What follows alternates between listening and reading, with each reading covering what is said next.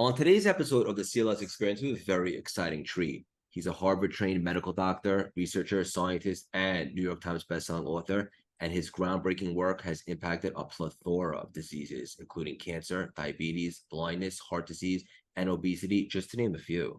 His TED Talk, Can We Eat to Starve Cancer?, has gone more than 11 million views, and he has appeared on Good Morning America, CNN, The Dr. Oz Show, Martha Stewart Live, and Live with Kelly and Ryan, no big deal. He recently released his newest book, Eat to Beat Your Diet, and his ability to explore the world of food as medicine is second to none. He's here to teach you that by eating foods that you already enjoy, your body activates health defense systems to fight diseases and debilitating conditions, and he showcases the surprising new science of weight loss, big facts. He's just a juggernaut in all facets of life and a terrific human being.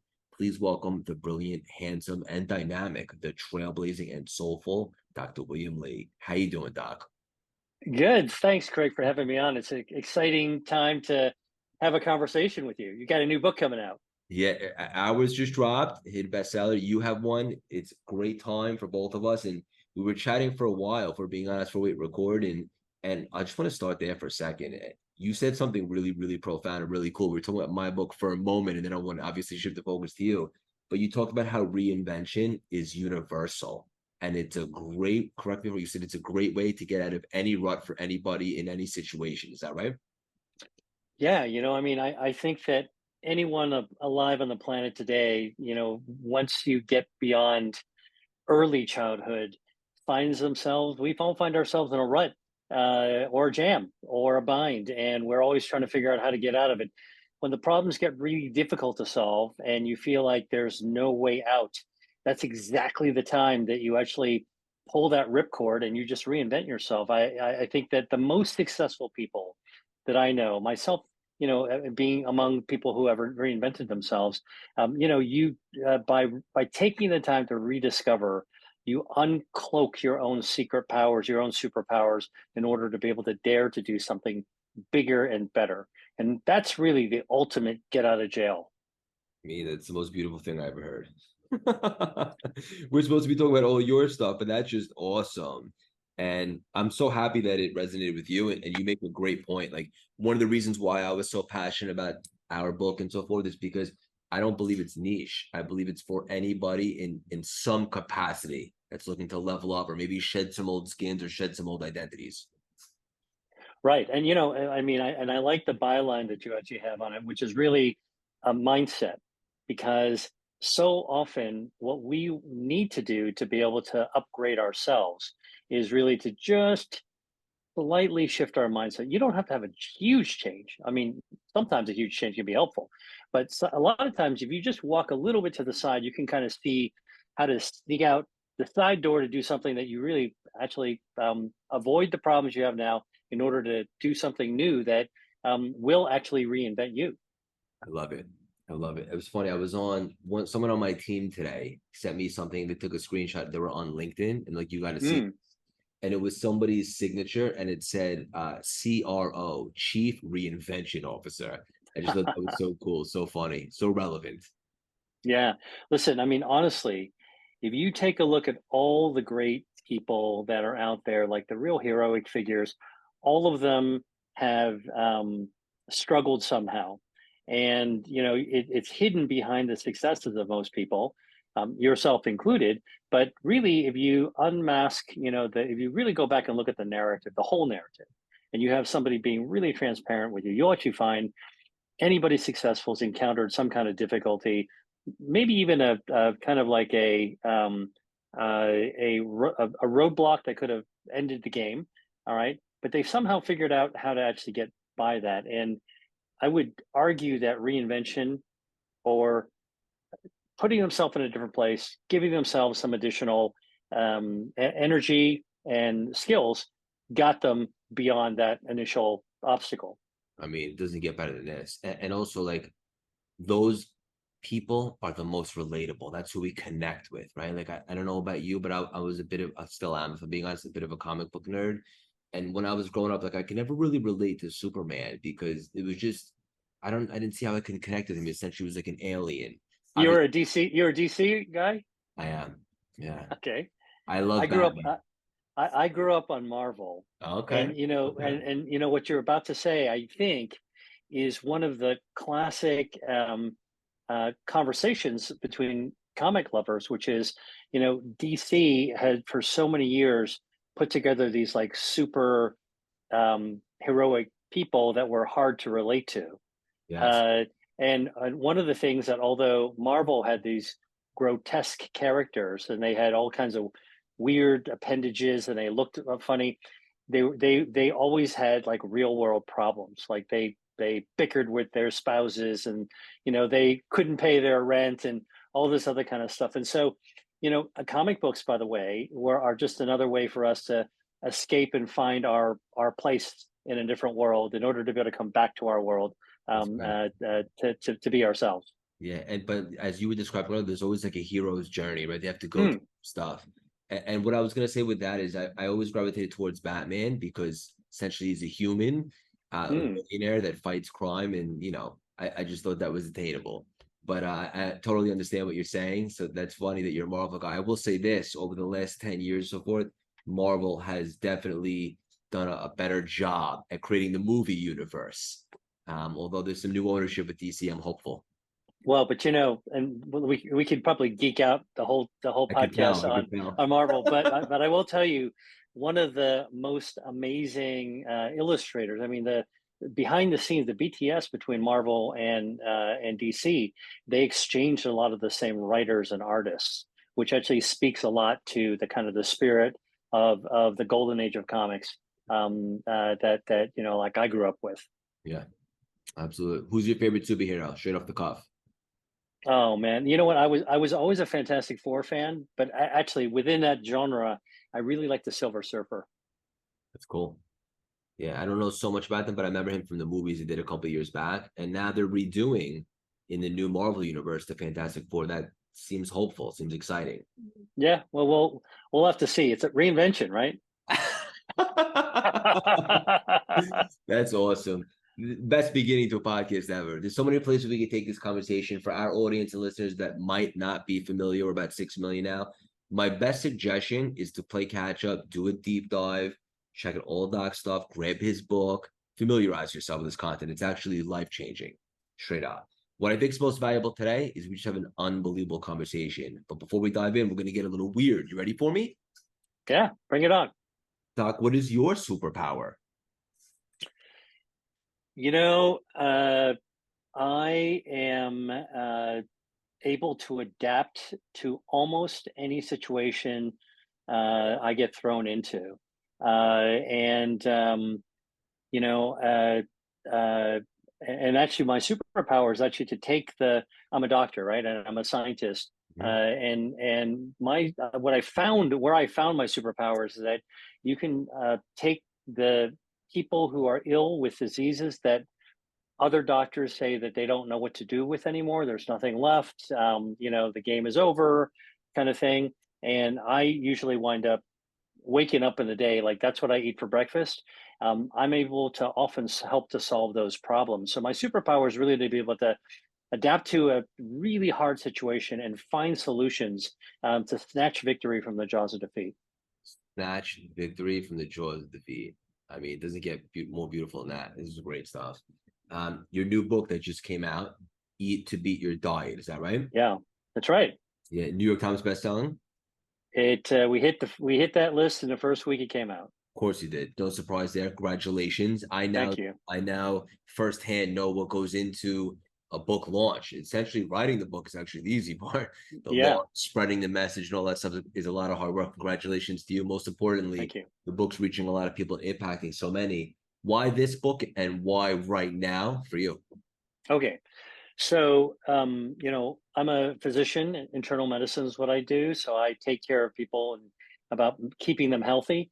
I'm also a scientist. I'm what they call a vascular biologist. Vascular just means blood vessels.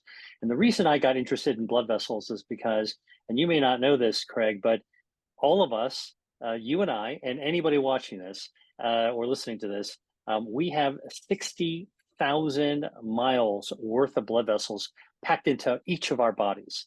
All Crazy. right. And these blood vessels are the highways and byways for the oxygen that we breathe and the nutrients that we eat keeps every cell, every organ alive. So whatever it is that we think we are, we depend on good, healthy blood vessels. So I was very interested in understanding um, how blood vessels stay healthy. That led me into a career through biotechnology, developing really, really sophisticated molecular treatments to tackle diseases. And I started a nonprofit organization called the Angiogenesis Foundation. Angio is blood, blood vessel. Genesis is how they grow. We started with this idea that maybe this was a common denominator for diseases. So imagine if you could pull the bow back of a single arrow and send it through 70 diseases at the same time. What an amazing economy of scale or scalable impact you could actually have. So we actually turned out to be right. So we actually have developed, wound up being involved with developing 44 FDA approved new treatments for cancer, vision loss, blindness, and complications of diabetes and healing wounds. So out of all that, I started to realize that, drug development is very important when people are sick. But what about using this power, this kind of this understanding with the inside of your body? What about using it to prevent disease? When you're talking about prevention, you really can't talk about drugs. Expensive, side effects, not equitable, not everyone can get them. But the same science applies to food. So I began to actually study food as medicine about 15 years ago, long before anybody ever talked about it. And before I should also relate this, something about how we can deliberately try to groom ourselves to prepare ourselves for reinvention. Before I went to medical school, I decided to take a gap year. And I went from college and I moved over to the Mediterranean, and I lived in Italy and in Greece because I was interested in learning about food and culture and health in a completely different part of the world than I had grown up in. And so I got to see how the power of the cuisine and how people believed in their food. They didn't eat to just nourish themselves. What they ate was part of themselves. And so that's something I always carried with me through medical school. Through all this biotech stuff, I realized that I could contribute to reinventing the science that I was doing and to reinvent the successful approach that I already had, which was, drug development to tackle disease, pulling the bow back and sending arrows through multiple diseases. Man, what happens if we could take that approach and apply it to food for health? My first book was about the body's health defenses. All right. People wave around kale and they say, just eat plant-based and you're going to be fine. You know what? It's not that simple. Everything we need is locked inside us. And it's not just about the food, it's about how our body responds to how we feed it. So that's what my first book was about. So when I had the opportunity, and that became a New York Times bestseller, because of that, I had the privilege to be invited to write a second book, and actually even a third book. And so I have a trilogy sort of in the works. But my second book was really, well, let's say that you already know the general things to eat to make yourself overall healthy. How would you actually take what you already know or think you know to that next level? So how would you elevate yourself? And so that's what this most recent book that came out is called Eat to Beat Your Diet. It's a trick title. It's not a diet book. In fact, it's an anti-diet book. Think about it. Beat your diet means that you don't have to go on a diet. And the secret, the unlock is actually in our bodies. And everybody has so many misunderstanding about diet, metabolism, body fat. I thought I would just kind of wade right in there with a baseball bat and bash all those urban legends. I love you. Did I say that like a New Yorker? You nailed it. I love you already. I just love your approach. I love your style. You're brilliant. So there are a lot of misconceptions about specifically dieting and stuff like that. What would you say is the biggest misconception that most people believe is true, but is definitely not in regards to dieting and losing weight?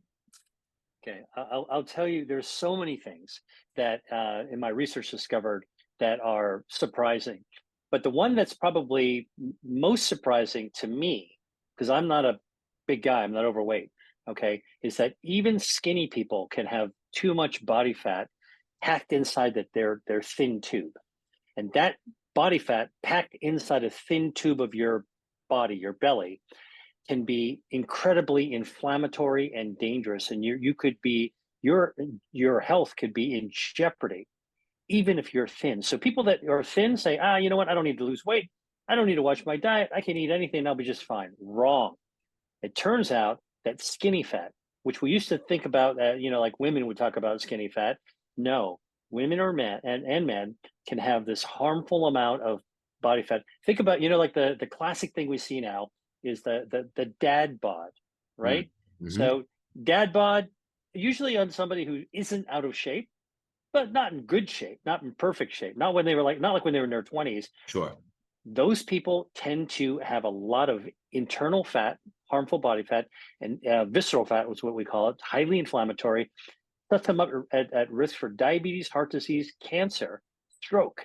All right. And if they have, and anybody at any point in their life, we can actually take control of that. We are fully in power to be able to turn the flip the script of our health by fighting that. So I know, you might have thought that I would come at this, thinking about obesity or overweightness or diabetes.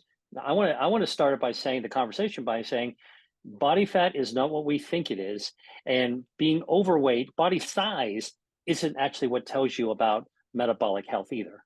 Understood. So that could be a little bit misleading. So someone that's listening right now that might be a dad and might find themselves with a dad bod, what is something tangible that they could do right now just by listening to this conversation to give them a little bit more awareness, and then they Okay. can kind of transform from reactive and start being proactive?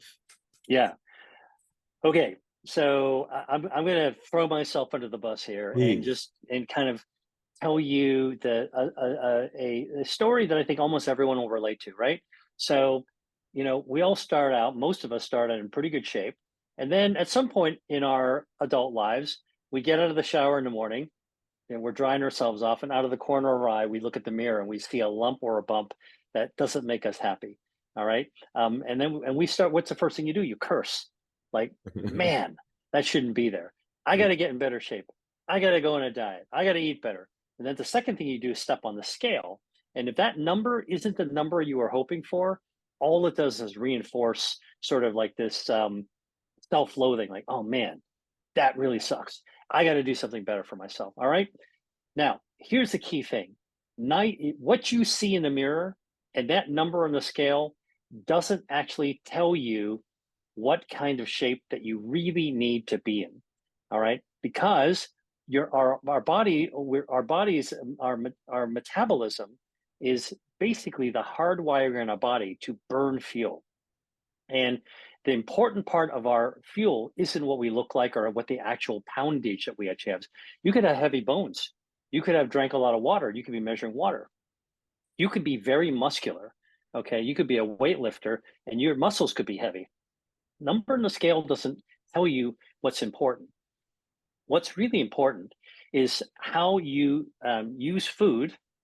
You eat food, which is our fuel, and to know that our body stores the fuel that we put into our own body in a fuel tank. Fuel tank's body fat. So whatever we eat, the energy gets stored in the body fat. And then when we're eating, we don't burn that, we store it. When we're done eating and we're moving around, exercising, going about our day, and sleeping.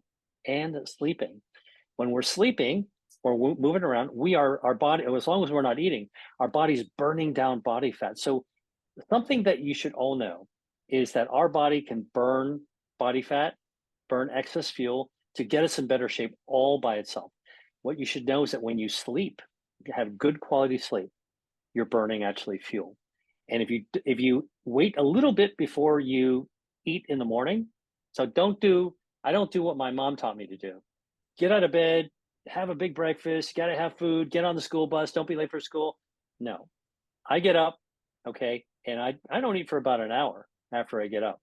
All right, I break the habit that I that was ingrained in me.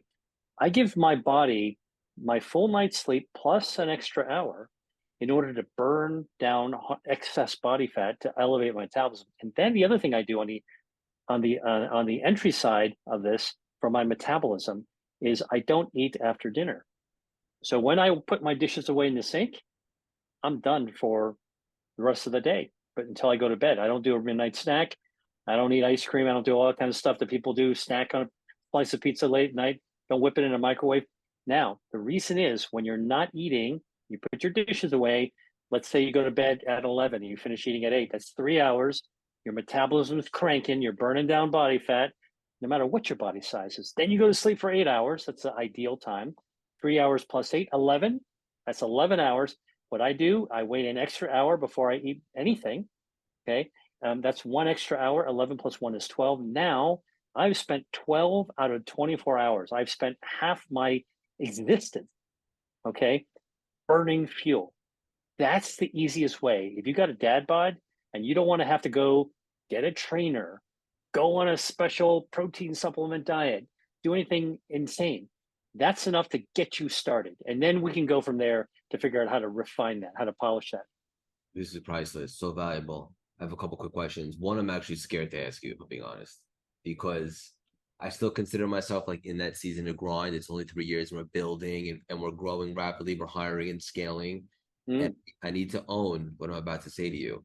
And because there's a lot of late nights working hard and building and we're still building a team, there are more times than I'd like to admit throughout the week that I eat really, really late and then go to bed pretty quickly.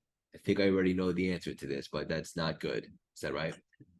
It's not good if you do it continuously, day in and day out, week in and week out. I mean, look, I went to medical school, man. Okay, I can tell you, there's no other experience, maybe than training to be a Navy SEAL, where you're gonna be beaten up for a long period of time, like I was for 4 years of medical school, and then you go for training for 4 years beyond that. All right, you're not sleeping, you're eating crap back in the hospital back in the day. So let me tell you that the thing is that it's never too late to make some small changes. So, look, you just wrote a book called Reinvention. Reinvention isn't always wholesale change. Sure. You could, Craig, begin reinventing your, while you're blazing a trail, doing growth for your business. You could reinvent yourself just by doing some minor tweaks.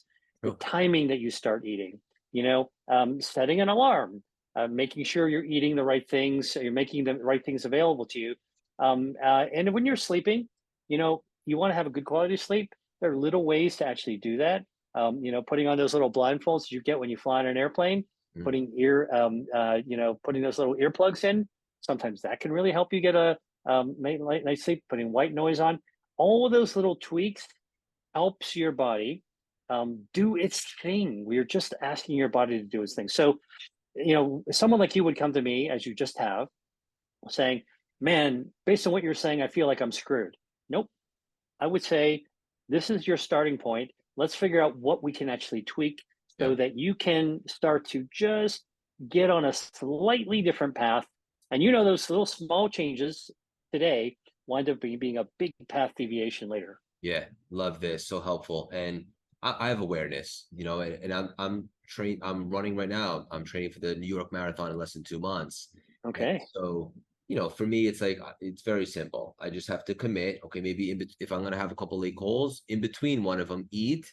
And then, I won't, that way I'm not having a full stomach right before I go to bed. Yeah. To fix that. Now, now, I'm glad you talked about that, because, and I know that we're not doing this as sort of like a session between you and me, but let's use this as an example of reinvention, of actually, getting into a mindset where you can actually upgrade everything that you're trying to do. Yes. So look, you're training, so you're burning calories. So your metabolism is being trained to crank, to burn down anything extra that you have. So you're doing extra already. All right. Maybe that's going to compensate for some of the stuff that you have to do because of your schedule right now. Let me just throw into something, a little tip for something you might want to do. Please. Take a cup of blueberries that you can get at any bodega or any market, any farmer's market, okay? And add that to your food every single day, because there's research that's been shown that the stuff in blueberries that makes blueberries blue, that gives them their colors, it's a natural dye called anthocyanin. You don't need to worry about the chemistry. Let me worry about those fancy names, but I will tell you, anthocyanins in blueberries and eating blueberries themselves help to crank up your metabolism to make it stronger and optimize it. So while I'm not telling you live a life of eating late night and falling asleep. I'm saying counter it by actually maybe having something simple like blueberries, which I wrote about in my book. But the other thing you should know is, as an athlete, athletes who eat a handful of blueberries, as they're training, what they do is they help their body recover. Because as you probably know, anybody who trains knows this, working out is good, you're building your muscles, but actually recovery part is every bit as important after you stop working out, or when you're stopping on a daily basis before. Because what you do to get stronger, you're breaking your muscles down, and then during the recovery phase after running, okay, you've got all this inflammation. Having that fistful of blueberries, that cupful of blueberries, lowers the inflammation in your body, fine tunes your metabolism. The stuff in the blueberry feeds your gut microbiome. You got a healthy gut. Your brain's gonna work better. You're gonna sleep better, and your blood vessels are also gonna bring blood flow to your muscles that you're trying to grow up for the race. So all good, pretty simple. And I think the solutions, there may be complex reasons why they work, often aren't that difficult. And what you're talking about is you need to eat the way you eat. I mean, you're eating the way you eat because you're cranking something you need to do. You're also training. Hey, why don't we put a little countermeasure in there that can actually just kind of tip the equation just a little bit for you? Yeah, I love this. And I will text you a picture of blueberries for the next 48 hours for sure. I'm all All over it. right. And I'll be yeah, waiting for it. no, this is great. So helpful. And for the audience, like I'm using some of my examples, but only because I think that they'll be applicable for everybody.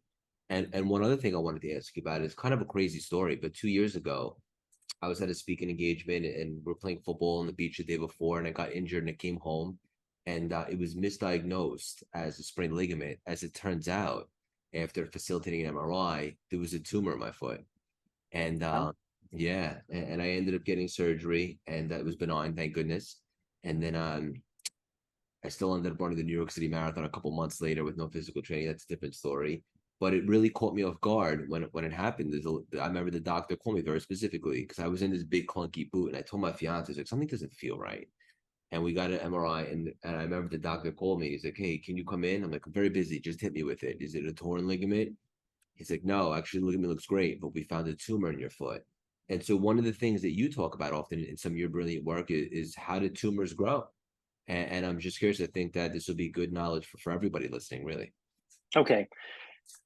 I'm going to say something that's going to blow the minds of a lot of people, which is that we all have cancer growing in our body right now. And in fact, we've had cancers growing in our body since we were kids. And here's how it goes down. All right. The human body is made out of cells, right? You've heard of cells. We're all Sure. made out of cells. And you know how many cells we're made out of? We're made of 40 trillion cells. That's a lot of cells. It's a All lot. right. Now, those cells, our cells, have to replicate themselves. They have to copy and paste themselves so that we're still around tomorrow, right? The only reason that we're here today and we weren't gone yesterday is because our cells duplicated themselves. The only reason we're going to be around tomorrow and the next day is because we keep on copying and pasting ourselves. Now, Craig, if I gave you a sentence to copy, copying is hard work. If I gave you one sentence to copy and I said, get on a word processor and type it 10 times, you'll knock it out of the park. You'll type it perfectly 10 times. And then I said, hey, Craig, copy it a 1,000 times. Guarantee you'll be making some mistakes. Just natural. All right. You can't do that many copies without making some mistakes. All right. Now imagine our body, and our body has to copy itself 40 trillion times. A lot of mistakes get made, and those mistakes wind up being mutations in our DNA. All right. Those mutations in DNA is what causes cancer. So take a guess, by the way, of how many DNA mistakes that are mutations occur in the human body every 24 hours in a healthy person. Take a guess. Wild guess. 5. Okay. The average body, healthy body, makes 10,000 DNA mistakes every day. Wow. 10,000. All right. Now, each of those things can turn into a little microscopic cancer. But the good news for us is that we're not going to see them. We're not going to feel them. They're not going to cause a problem. They're not big enough to actually cause a problem. They don't have a blood supply because you need blood vessels to feed the cancer in order to grow.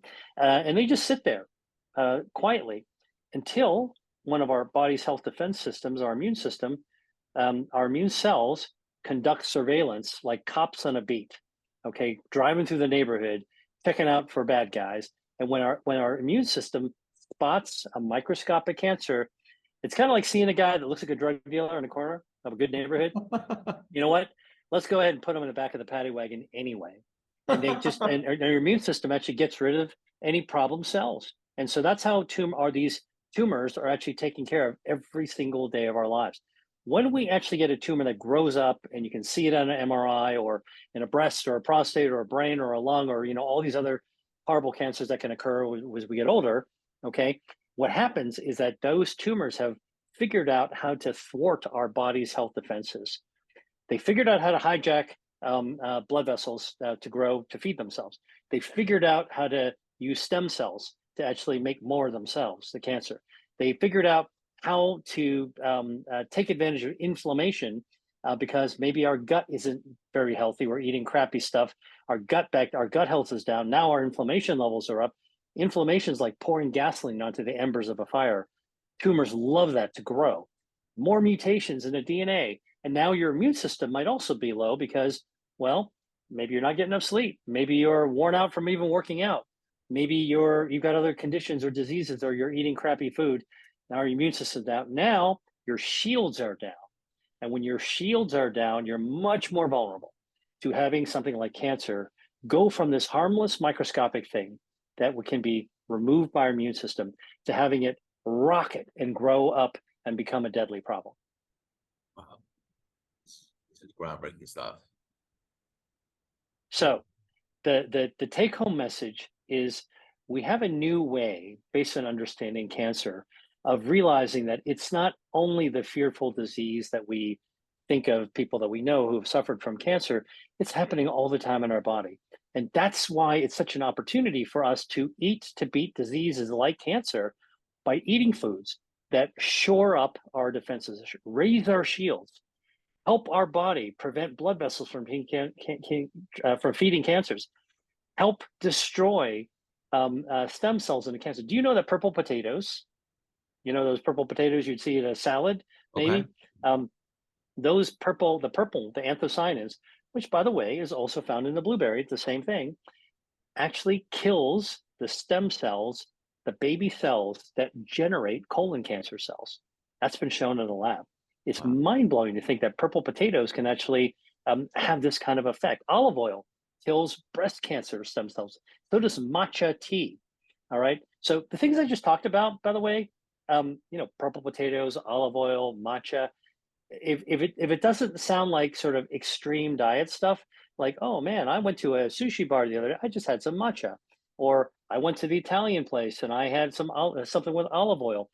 It turns out the research that I'm doing, along with other people, many other people around the world, is showing that Mediterranean and Asian diets, traditional diets, are chock full of ingredients that contain these natural substances that raise our shields. And that's why the Mediterranean and Asian diets are among the healthiest in the world, especially the traditional stuff. Wow. I may or may not have been checking out your content very recently, which I suggest everybody do immediately. And you were talking about some soup, some sour soup. Ah, okay. You are paying close attention. Yes, I was recently, when I travel, I mean, listen, I walk my talk and I'm actively a researcher. So if I'm in a lab, I'm doing lab work. When I'm not in a lab, I might be traveling. This past summer, I was in the Mediterranean, and I was going from market to market in the Mediterranean, in Italy, and in south of France, looking in the markets to see what was fresh. We make all these new discoveries. It's absolutely amazing, and connecting it to food that people eat. But just this past weekend, the Instagram you might have seen me post, I was doing IG Live. I went to a Chinese restaurant, right? And you got all these choices. Everyone knows them, and I thought, maybe we should talk about something that people might have seen before, but they don't realize that there's some health benefits to it. So I chose hot and sour soup, right? That's like on almost every menu in a Chinese restaurant. And what's in it? It's got tofu. It's got black fungus. It's got pepper. It's got chili. It's got white pepper. And it's got vinegar. And so it's got all these ingredients that, and what I did in my post is just to talk about the fact that, you know what, tastes pretty good. But I'll tell you, each of these ingredients, which came from traditional recipes, does something to activate your metabolism or help your immune system or fight bacteria in your body. And so all of a sudden, this little cup of soup winds up being food as medicine. And you can enjoy the taste, you can love your food and love your health at the same time. That's really my message. Yeah, absolutely love it. Doc, do you drink coffee? Yes, coffee is actually one of the best beverages you can actually have, along with tea and drinking water. So, okay. When do you have a cup of coffee? Like in the morning? Yeah, here's what I do. First of all, let me tell you, coffee is a very, very old beverage. It used to be a ritual. Actually, modern day, it's also a ritual. I drink my coffee in the morning. I spent some time living in Italy, and I learned to drink espresso there. So I usually have an espresso, maybe a double espresso every morning. I don't put sugar in it. I have it straight up. I happen to know as a researcher that coffee has a natural chemical called chlorogenic acid. It's Mother Nature's substance in the coffee. And you know what that does? It cuts off the blood supply to tumors. It burns down extra body fat. It lights up your metabolism, fires up your metabolism. It's all good. All right. And so I know that I'm doing something really good for my body with coffee, and it actually wakes me up a bit. In the evening, okay, or later in the day, I'll drink tea. Could be green tea, could be black tea, could be fermented tea. I love tea of all sorts. So that's kind of how that's how I titrate my beverages, and I drink water along the way. But Love so but why do you ask about coffee? Well, first of all, I think, a lot of people drink coffee and Mm, sometimes it's controversial. And who better to ask than you if it's a good thing or maybe something we should stay away from. So I'm generally just curious and I know it helped the audience. yeah, well, let's dig a little bit deeper, Let's because do it. coffee is a beverage that comes in a lot of different forms, right? So I just told you, I go and I put some coffee grounds in an espresso maker, and pour myself a little swig of espresso. I get the hit of caffeine, I get the chlorogenic acid, and I'm off to the races for the day. Okay, and I mean, I might have another cup or two over the course of the day before I switch to tea. Now, my coffee that I just described to you, which could also be a cup of black coffee, all right, American coffee, Americano, let's call it, is different than the stuff that you might drive by a Starbucks or some other coffee place, and you get your pumpkin spice thing they ask you if you want whipped cream on it. Forget about Okay. it. Okay. Yeah, exactly. Well, Macchiato. Yeah. you got it. Or you might actually go to a place, you might go to a diner. Okay. And they hand you your coffee, they pour you your black coffee, and then they hand you a sugar container that's got artificial sweeteners. And so people are whipping up those pink and blue packets and pouring them in there, thinking that they're doing something good while getting a sweet hit. Oh man, artificial sweeteners, totally not good for your health, wrecks your gut microbiome, lowers your shields. And so you've taken something good and you've lowered its benefit by doing something to it. So that's why, like, spraying whipped cream on it also kind of counters it. So this is what I'm saying, is that knowing the details can be really healthy. And that's one of the things that I try to do in my work. My mission is to try to get people as much of this information to empower them to make better decisions as they're just navigating through their everyday life. I love that because what you're talking about, nothing is really black and white. It's more like it depends, right? Like Yeah, yeah. coffee good for you? It depends. How do you take it? Right? Coffee itself, Yeah. coffee beans, and the beverage made with coffee beans itself starts off as a really good thing. All right. And by the way, the other things, you see the people putting shots of syrups in them to make it Yeah. French vanilla, or, whatever, hazelnut. Look, all that stuff is added sugar, which you don't need, and a lot of times artificial flavoring. Mhm. Now you're putting chemicals in yourself that didn't come from nature, like the Yeah. coffee bean put in it. Right. So yeah, the God is in the details. Love it. Doc, how young are you, if you don't mind me asking? I prefer not to state my age, but I'm middle aged, and I can tell you, like, I feel like I'm 30. Well, you look great. Your energy is off the charts. No surprise there. Well, I so believe in this idea that um, this food is medicine. The science that's coming out there, people doing the kind of work that I actually do, it's changing our ability to enjoy our food, love our food while we love our health. I mean, if I told you my style of eating, and I call it, I don't go on a diet. People always say, "Well, Dr. Lee, what diet are you on?" I'm not on a diet. I actually have a style of eating, and my style is called Mediterranean style of eating. All right, Mediterranean and Asian blended together. Now, here's the thing: all the research has shown two of the healthiest cuisines in the world, going back tradition, going back thousands of years. And by the way, Mediterranean, like I lived in the Mediterranean, my background is Asia. I've also lived in Asia. And did you know that if you look at the map of the world, the Rand McNally map or the Google map of the countries around the world, that the Mediterranean and Asia, although they look like they're in completely different locations, were connected together. 3,000 years ago, there was the Silk Road that connected Italy and Greece and Turkey to China. And things that you might not realize that you associate with China actually came from the Mediterranean. All right. For example, you think about like a Chinese food like bao or dumplings. It's got flour and dough. That didn't come from China. The dough came from the Middle East and towards the Mediterranean. You think about something like a Bellini, like a Venetian Bellini, a cocktail out of Venice, or peaches that you would actually see in Tuscany or other places around the Mediterranean. All right. They didn't come, or oranges, like Amalfi. They did not come from that area. They came from China. The Silk Road was this connection of these wonderful mixes of cultures from both sides of the planet that actually intermingled together for thousands of years.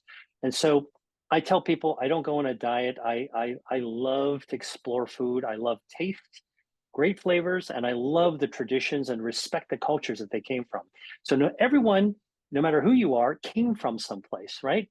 We all have ancestries. Go back and figure out what your ancestors ate. And that's probably a good clue to something your body is individually already destined to connect to in some way, shape, or form. Yeah, this is so good. I love that you're about that. Like you're available, you appreciate the cultures and so forth. Really cool. This conversation is awesome. I know we probably could have nerded out on comic book for 5 hours. We'll land the plane with this one, and we're getting towards the end. One final nugget. I'm just curious, with all the work that you do and so forth, can food prevent aging? Wow. Okay. So, in fact, I'm doing research on this right now. Anti-aging and longevity are obviously one of the most exciting frontiers that, not only are scientists working on it, but everyone's getting behind it, right? Mm-hmm. And I'll tell you what I find.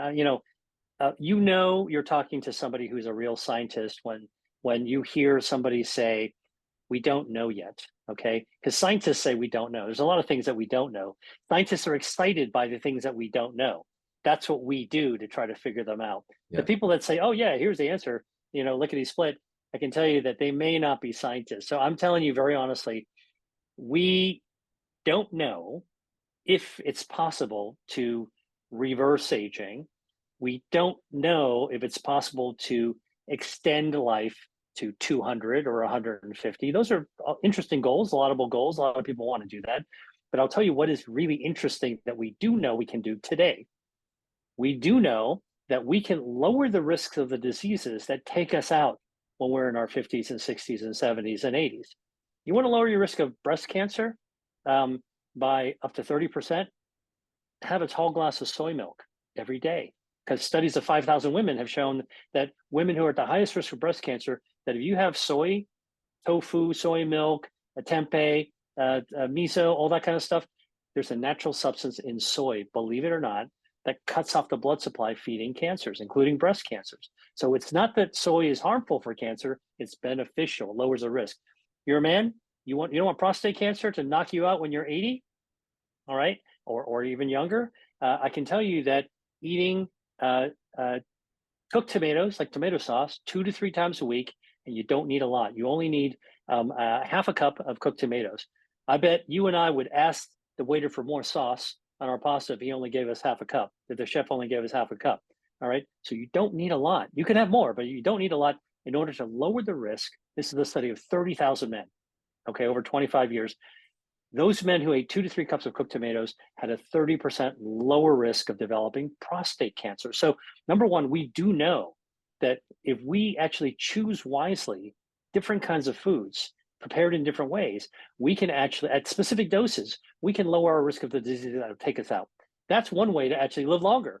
Okay. Forget about living to 150. You just want to be able to live to 80 or 90. And you got to dodge all these bullets that are coming at us every which way. The other thing we do know as well is that our cells naturally age. Okay. So, and by the way, for aging, I wanted to kind of define this as well. When you're 2 years old, you're 100% older than when you were at 1. So we start aging when we're a kid, but nobody moans or bitches about aging when you're like a kid. We only start to really kind of gripe about it when we start hitting our 50s and, and a little bit older. So, and I would argue that nobody wants to reverse aging to become a baby again, right? So what we want is we want to be vital. We want to stay youthful. You say, hey, you got a ton of energy. Look, I mean, like I take care of myself to try to keep my cellular aging, the speed at which my cells age, slowed down as much as possible. How do you do that? Okay, we know we can do that. Eat mostly plant-based diets. I'm not a vegan. I'm not a vegetarian. I do eat meat and seafood and chicken. Okay, but most of what I eat are plant-based things, cooked in delicious ways. And I'll sprinkle other things in there as well. I practice reasonableness, and I'm a foodie, so I like to try that stuff. But I'm mindful. Coffee slows down the fuse burn. Like Mission Impossible. Like the fuse, it slows down the burn of the fuse as you age by just having 1 or 2 cups of coffee per day. That's all it takes. Subtle things increase your quality of life. These are the simple things. And then the rest of the stuff, that kind of like jaw-dropping stuff of reversing aging, okay, that's still the work that scientists, which I'm starting to do now, we still got to figure that stuff out. I appreciate you saying that, right? Because it's so easy to come on here and just make accusations, but you're like, we're working on it. The jury's still out. But there are certain things. What you just said sounds so obvious, but it makes so much sense. We can play defense against the things that typically creep up on us in our 60s, 70s, and 80s. And as a result, technically, we can extend life because those things get people that don't have their shields up. Yeah, exactly. Keep your shields up, raise your shields. I mean, think about it. It's just like you leave your apartment or your home, what do you instinctively do? You go to the kitchen, check to make sure your oven and your stove is off. And then when you leave the door, you make sure the door is locked, right? And your windows are locked too. Imagine if you just said, screw it, I'm not going to do that. I'm just going to, I don't know, maybe my oven's on. Who cares? When you're not thinking about how to actually protect yourself, you become more vulnerable to the bad things that can actually happen. So I would say for anybody who's interested in anti-aging, what you should know is that there's the here and now, the concrete things you can do to prevent yourself from being taken out too young. All right. That's a form of anti-aging right there. On longevity, I would actually say. All right. Not anti-aging. It's really a form of longevity. Taking out that insurance policy now to help you live as long and as well as possible. And you want to be vital. Like nobody actually just, I told you could live to 200 years old, but you'll be in a wheelchair and you can't speak and see. You wouldn't want that. You would want to actually live as long as you possibly can, as vital as you possibly can. That's what the name of the game is. So that's actually what I'm actually working on now. So last question, I promise. In regards to this, if you are able to keep the body intact and all that stuff, what about the fact that sometimes the mind goes? Is that something? Okay. Or is that something totally different? No, it's completely related, and I'm also working on that as well. Of course you are. The brain is a black box, right? And one of the big issues of aging is dementia. One of the big issues of the brain in younger people, almost any age, is our other issues of the brain, like that make you emotionally and mentally unhealthy: depression, schizophrenia, bipolar disorder. Okay, and then besides dementia, you get Parkinson's disease. It's a whole continuum of issues that can happen in our head. Guess what we're finding out that is mind-blowing? We are finding out that one of the secrets, one of the unlocks to why we develop those problems is very likely to live in our gut. Our gut bacteria communicates with the brain. We have 39, I told you we have 40 trillion cells in the body. We got 39 trillion bacteria that live inside our gut. All right. And these 39 trillion bacteria, these are like the organisms, the brimming of life that lives in the Great Barrier Reef in Australia, that's all happening in our gut.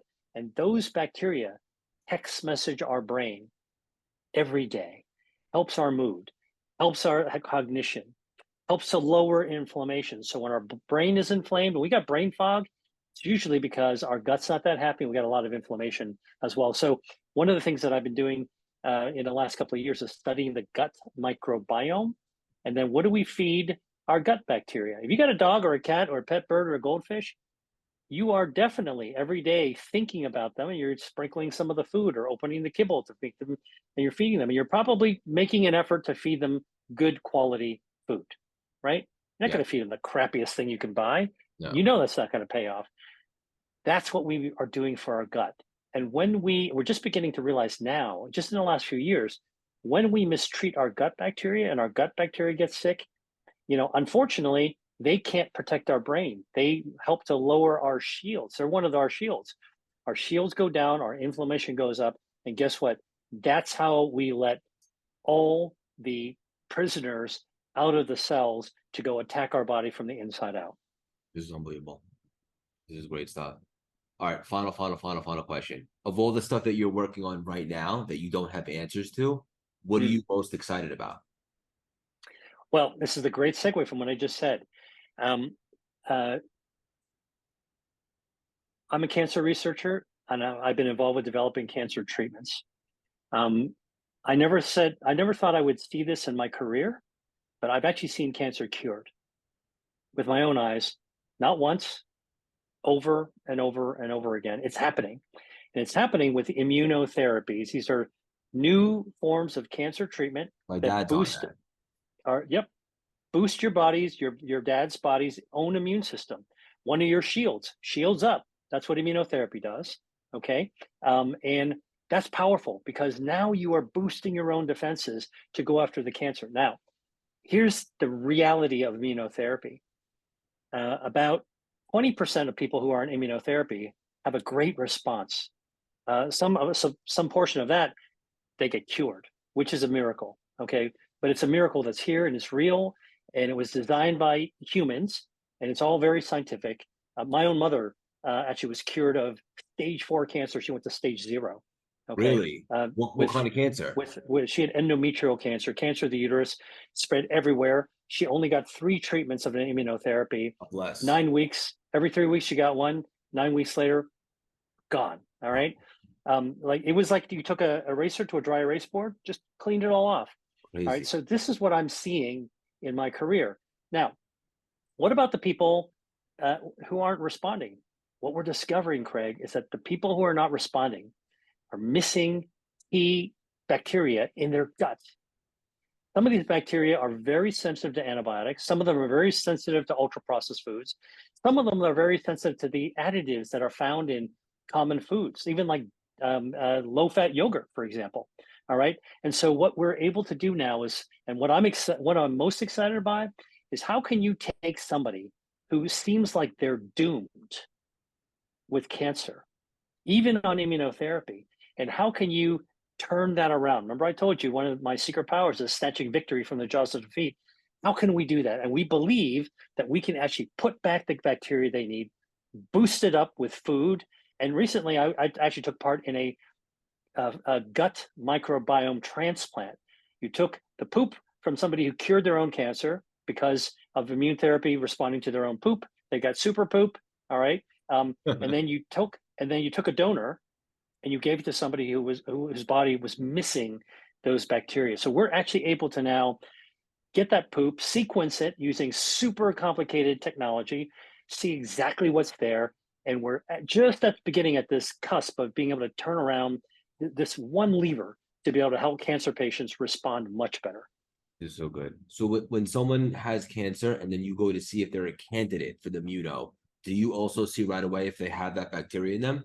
It's not done routinely yet, but I can tell you in 20 years, it's going to be the standard of care. So one of the things I always tell people, if you have cancer and you go to your oncologist, okay, one of the questions you should be asking immediately is, after you're presented the options, is, hey, is one of those immunotherapy, and am I eligible? If not, am I eligible? Can I get immunotherapy? That's a question every cancer patient should be asking. Yeah. If you're on the immunotherapy, one of the things that should be asked is of yourself now is, am I doing everything I can for my gut? Am I making my gut microbiome as healthy as possible?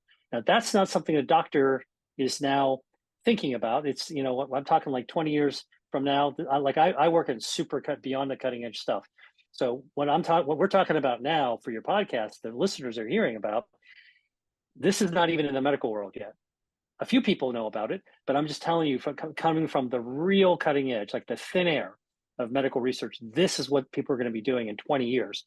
However, we can measure gut microbiome by doing a sample of your poop, and you send it off to look for healthy gut bacteria. So what I tell people to do is go on the internet, go on Google, and say, look at gut, and look at microbiome, and look at cancer. All right, and read everything you can, because this information is pouring out like water coming out of a fire hydrant. All right, and so unfortunately doctors aren't reading it yet, because we're not required to read it yet, but it's out there. You be the consumer, you read up on it, you bring it to your doctor, print it out, hand it to the guy or the gal, and say, hey, listen, what do you think about this? What can I be doing? And if that doctor can't provide the answer, then you advocate for yourself to figure out who can give that answer to you. What do you need to eat? High fiber diets, polyphenols in your diets. What about the healthy gut bacteria? Well, where do I get my gut microbiome sequenced? It's online. You can actually do it.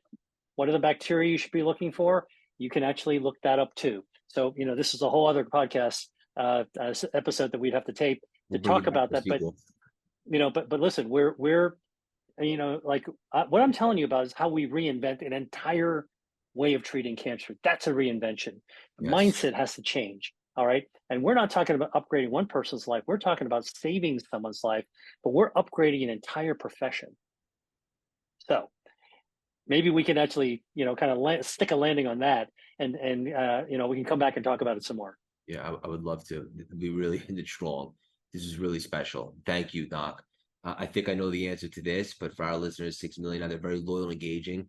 What's the best way for them to support you? I imagine it's the book, or maybe something else. And where's the best place for them to grab it? Yeah, well, look, first, I always tell people, if you want to find out what I'm doing, come to my website, drwilliamlee.com, drwilliamlee.com. Follow me on social. I'm at Dr. William Lee. I do get a newsletter. I put out a newsletter twice a week. Sign up for a free masterclass. I'm telling you all about the latest things that I'm learning. It's all free. And then if you're really kind of hardcore and you're ready to take that step to change your life, I do teach 2 online courses. I invite everybody to sign up for those. I have last count 4,000 people from 34 countries. It's part of my mission to empower people. It's not about me, it's about you. And it's about how we can actually work together and exchange information. I'm learning from other people all the time as well. Yeah, I love it. This is special. And I've heard some of your other shows and so forth. This one was a little different, and I loved it. Doc, hang up for 1 second. I want to connect with you after. I want you to know you're the definition of reinvention, great research, and walking the walk. I could personally guarantee your best is yet to come. Keep on spreading your wings and leaving your mark on this world. So much love and respect for you. Thank you so much for stopping by and dropping these priceless, juicy nuggets today. Thank you. That was incredible. I know we went a little over. We were having so much fun. That's okay. Yeah, we're having some fun. Yeah. 2 East Coasters going at it. That's right. I'd love to try to connect if you're out here or at some point. Yeah, let's definitely do that. So would you shoot me an email, and that way we'll be connected. Like send me your cell phone or all that kind of stuff, and that way we'll and I'll return you mine, and then we can connect up sometime. By the way, what type of cancer does your dad have? Oh, you know what? Why don't you stop the recording, and that way? Yeah, no problem. We're not just sending it out.